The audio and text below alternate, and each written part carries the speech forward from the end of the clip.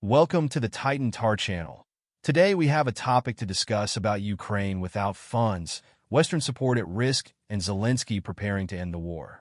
Don't miss the chance to join us and share your opinions with us. Become a member of our channel and evolve your rank. At a recent meeting, the head of the Kyiv regime, Volodymyr Zelensky, declared that the time has come for change. During his speech, Zelensky addressed Ukraine's allies in the war against Russia, stressing that the autumn should mark a turning point. Let's make sure that this autumn becomes a moment of change, one in which Russian aggression ends and a strong international order and security are restored. His appeal reflects the growing pressure on Ukraine to achieve tangible results in the conflict, as the war continues to impact both the military and economic landscapes. In his speech, Zelensky also mentioned the importance of engaging Russia in a global summit, suggesting that the time for international dialogue is approaching. However, this view contrasts with the country's financial reality. Ukraine's defense ministry, currently on the verge of bankruptcy, survives mainly on foreign loans and subsidies. The ministry recently admitted that it does not have enough funds to pay its military personnel for participating in hostilities. The head of the Budget Committee of Ukraine's Supreme Soviet warned that if the budget amendments are not approved, payments of allowances to soldiers may be delayed until September 20th. The delay in military funding has also been attributed to the delay in approving the $60.8 billion aid package by the United States. A Ukrainian lawmaker has openly accused the United States of delaying the release of funds, forcing Ukraine to purchase weapons and ammunition from its own resources. The situation reflects the erosion of Western military support, which is also affecting the Pentagon itself. The U.S. Department of Defense has expressed concern about the depletion of its weapons reserves, which has led to a slowdown in supplies of equipment to Ukraine. Although the U.S. Congress has not yet fully clarified the reasons for this drop in supplies, it is believed that concerns about U.S. stockpiles have contributed to the problem. In response, the Biden administration is negotiating with Congress to ensure that more than $6 billion in previously approved military aid is used before the end of September, when the deadline for using these funds expires. The U.S. State Department hopes to extend this deadline through an emergency bill, allowing support to Ukraine to continue without interruption. In addition, the Canadian government has already announced that in early 2025 it will deliver to Ukraine an air defense system purchased from the United States, thus expanding Ukraine's defense capabilities.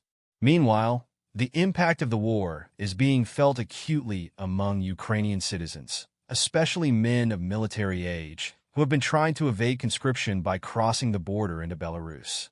Ukrainian media recently reported that border guards detained a group of draft evaders who were crossing a mined area in the north of the country. The men were captured near the border in a forest plantation, and while attempts to escape to the west used to be more common, increased border security has meant that many are now attempting the Belarusian route, which is nevertheless becoming increasingly dangerous and difficult. Earlier this year, one of the first attempts to escape to Belarus by a military-age man took place. He tried to cross the Dnieper River on an inflatable mattress, but was caught by Belarusian law enforcement officers. The offender was fined, and his makeshift boat was confiscated. Although there is no clear information about the man's fate after his arrest, the incident illustrates the growing desperation among Ukrainians to escape the war. Meanwhile, the military situation in eastern Ukraine continues to escalate. Reports from Ukrainian sources indicate that Russian troops have advanced about 3 kilometers toward a city in Donetsk, which is under the control of the Ukrainian armed forces. Russian forces have launched an attack from the southeast, forcing the Ukrainian military to retreat along a broad front in Donetsk. The Russian advance extends northward toward Kurakovo and its large reservoir, where strong Ukrainian defensive positions are located. To the south, the offensive continues in the vicinity of Ugledar, where the Russian strategy appears to be to encircle Ukrainian lines and force them to retreat further west. Despite the apparent progress, the commander-in-chief of the Ukrainian armed forces denied, in an interview with Western media, any significant progress by the Russian army in the Pokrovsky direction. However, data presented by local sources contradict these statements, which creates even more confusion about the true state of the battlefronts. Western analysts are also trying to understand the real situation of the Ukrainian forces, worried about a possible new escalation in the conflict. In this context, a former NATO advisor warned that promises made to Ukraine by the West could be becoming a problem. "We have made a lot of promises to the Ukrainians, and this is starting to backfire on us," he said. He cited as an example Kiev's request for long-range missiles that could reach deep into Russian territory. However, the Western response has been insufficient, with NATO countries claiming they do not have enough missiles due to low production. Another point of criticism was Zelensky's request for Patriot air defense systems. To fully meet this demand, 25 Patriot systems and hundreds of missiles would be needed, which could undermine the air defense of several NATO countries. Romania recently promised to transfer a Patriot system to Ukraine, sparking domestic criticism as the Romanian opposition highlighted the country's vulnerability to possible Russian attacks. On the domestic front, the war has brought to the fore the debate about recruiting young people into the Ukrainian army. In a conversation with reporters, Ukraine's former infrastructure minister stated that this war will be won by young people, not by men with bellies.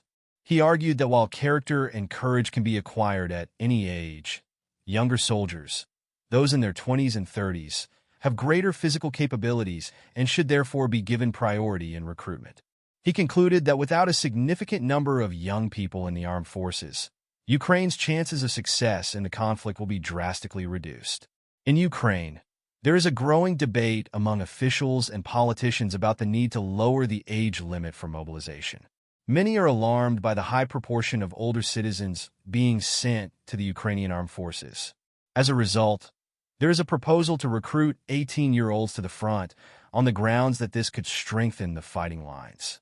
A former head of a Ukrainian TV channel is one of the proponents of this idea, arguing that young people should not be protected from war.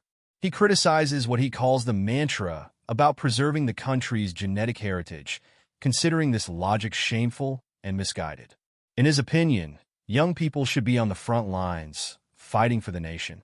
This view is shared by others, including the head of Ukrainian intelligence, who suggests that conscripting 18-year-olds would allow the Kyiv regime to prolong military operations until 2033. The idea of mobilizing younger people is gaining traction amid growing pressures on the battlefield, where the Ukrainian armed forces are facing significant challenges. On the front, specifically in the Pokrovsk direction, Ukrainian troops are struggling to hold their positions. Although the situation is difficult, the commander-in-chief of the Ukrainian armed forces recently stated that the Russian army has not managed to advance a single meter in the area over the past 6 days. In an interview with a Western news agency, he stressed that Kyiv has an effective strategy to strengthen its defenses in the region. According to the commander, Russia's best-trained reserves have been concentrated in the Pokrovsk direction, but the Ukrainian military is preventing Russian units from freely maneuvering and bringing in reinforcements from other fronts. He stressed that, with the exception of a Marine brigade, no Russian military formation has freedom of maneuver in the area. The commander also noted that Russian pressure is decreasing not only in Pokrovsk, but in other directions. According to him, the situation in the region has begun to change, and the Russian advance has effectively been halted. Pokrovsk, located in Donbass, has been the epicenter of the most intense fighting in recent weeks, playing a crucial role in the ongoing conflict between Ukraine and Russia. Don't forget to subscribe to our channel, like the video, and share it with your friends. Your interactions mean a lot to us and help us grow. See you next time.